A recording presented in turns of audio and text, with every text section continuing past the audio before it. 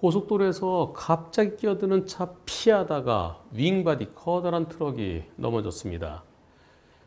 그래서 윙바디 견적 1,000만 원, 그다음에 윙바디가 네모난 그 케이스잖아요. 네, 그리고 자동차 견적 600만 원, 거기 싣고 있던 물건 2,400만 원, 그래서 손해액이 4천만 원 되는데요. 그런데 보험사에서 70대 30을 주장한대요. 과연 이런 사고에서 불박차의 잘못이 있을까요? 어떤 내용인지 한번 보겠습니다. 이런 거를 보험사는 70대 30을 주장한다는 게 참 납득이 안 가는데요. 자, 윙바디 트럭이 갑니다. 잘 가고 있어요. 옆에 오른쪽 차로는 좀 차들이 막히죠. 차들이 이제 브레이크 잡고 있는데요. 여기를 승용차가 여기서 껴듭니다.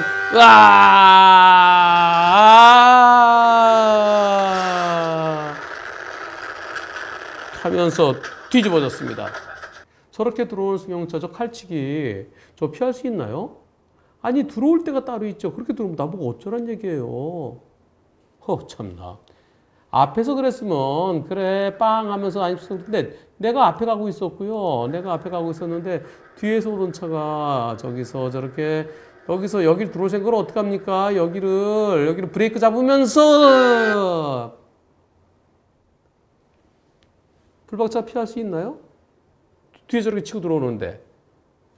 물론 요 앞에 차들이 이렇게 브레이크 잡고 있으니까 여기 가는 차도 혹시 뒤에서는 승용차가 칼치 들어올지도 모르니까 미리 속도를 줄여야 된다? 그런 주장도 일부 0.만 명에 한두 명 하려는지는 모르겠지만 일반적인 운전자라면 이런 차를 어떻게 예상할 수 있습니까?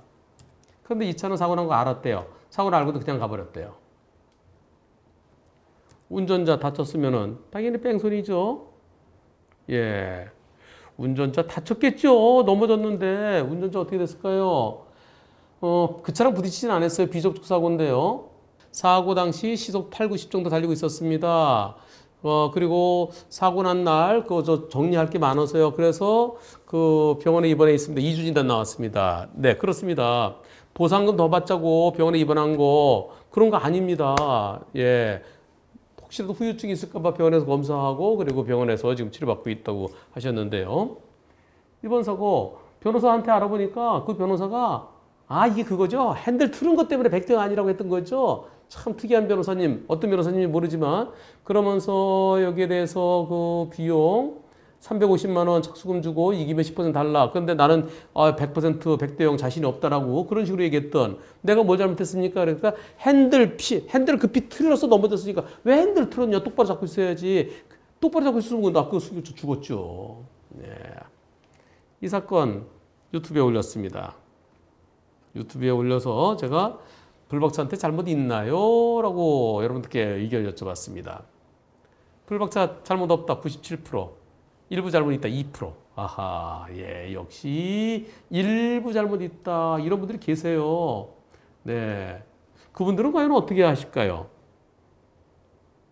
승용차하고 윙바디하고는 다릅니다. 윙바디는 높아요. 높아갖고 핸들 틀면 넘어갑니다. 윙바디가 어떻게 생겼는지 보여드릴까요?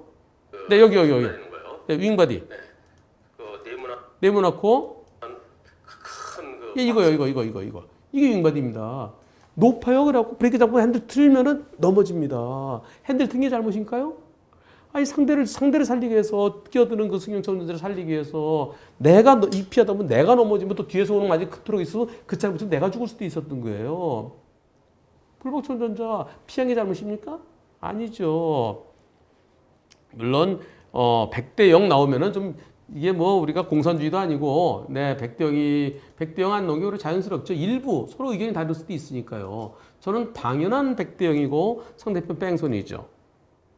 네, 보험사가 계속 70대 30 얘기한다고 그러면 당연히 나 다쳐서 치료받은 거, 그 다음에 위자료 일 못한 거, 그리고 자동차 손해배상, 그리고 자동차 일 못한 휴업 손해 다 청구해야죠.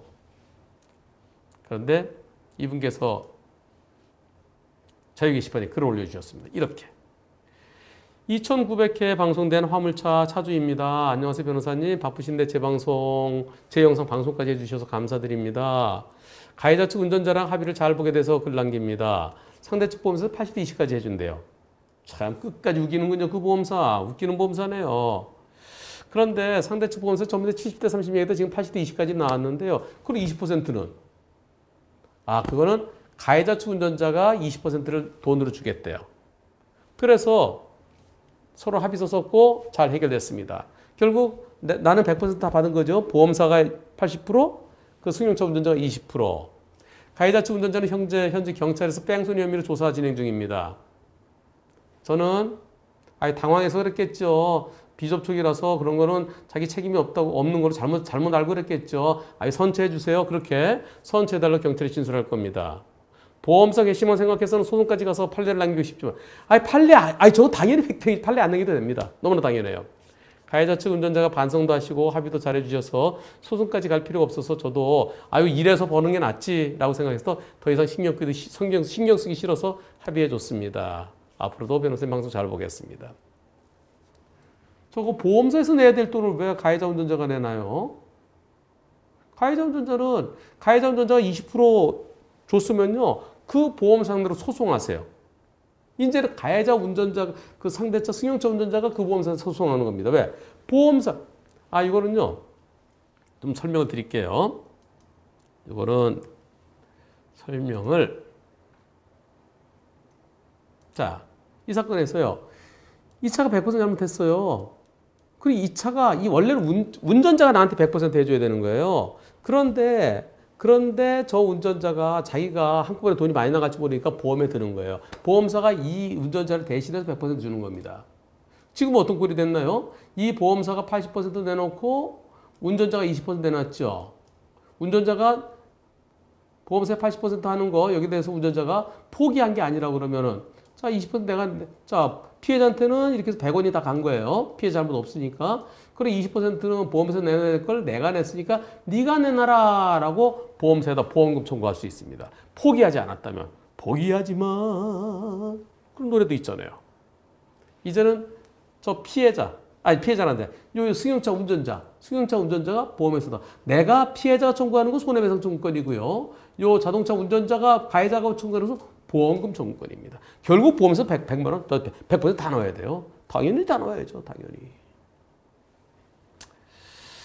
여러분들 그리고 비접촉 사고도 뺑소니입니다. 사고를 알고 갔으면 나 때문에 사고 났다. 저 나 때문에 사고 난 것 같을 때 일단 멈춰야 됩니다. 일단 멈추고 그리고 법적인 건 나중이에요. 그러고서 피해자 구호 조치 등에 또 112 신고 이런 것을 현장을 떠나지 말아야 됩니다. 현장 떠나면 2주 진단이라 하더라도 내가 잘못해서 사고 났다. 그리고 뺑소니. 사고 난 거 알았잖아요. 내가 끼어드는 것 때문에. 뺑소니 벌금형이 500에서 3천만 원입니다.